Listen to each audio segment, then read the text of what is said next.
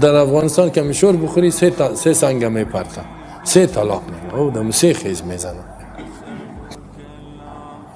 سه دانه میگه من تو را طلاق دادیم. میفهمی یا نه؟ این اولادایشان مانده باز میان پیش مولای صاحب چطور کنیم؟ سه طلاق دادیم. اوه سه دانه دادیم، سه تا که حلاله نکنی نمیشه. حلاله چیست مولای صاحب؟ یک چند روز به من نکایش کن میگه، یک ماه پیش ما باش. ای تو ظالم ای تو زیاد است. خب به این منطقه پاکستان افغانستان اینجا نمیگه که سه طلاق دادی؟ خب مذهبت چی میگه؟ سه طلاق داد خلاص برو دیگه.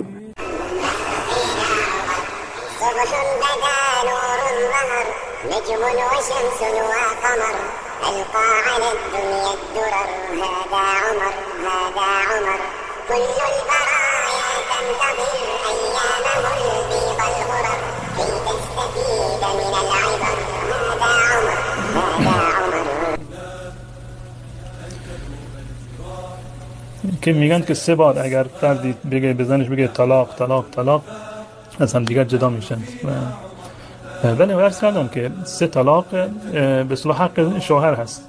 عرض کردم که این 3 طلاق را باید در حالت طهر بدهد، طوری که با نزدیکی نکرده، در حالت حیض نباشه، در حالت نفاس نباشه، در این طهر نزدیکی نکرده باشه، فقط 1 طلاق بده، نه 2 طلاق یا 3 طلاق. اما یک فردی اومد و برخلاف این روش و به اصطلاح راهکاری که شریعت داده بود مثلا در حالت حیض طلاق داد، خب طلاق واقع میشه. خب طلاق واقع میشه. گفته بودند که در حالت حیض طلاق ندهید، طلاق بدی هست، اما اگر کسی طلاق داد طلاق واقع میشه. حالا شریعت گفته 1 طلاق بده، شما رفتی 2 طلاق دادی، خب طلاق واقع میشه. خب طلاق واقع میشه. در خصوصا در افغانستان ما حلاله بسیار زیاد رایج است.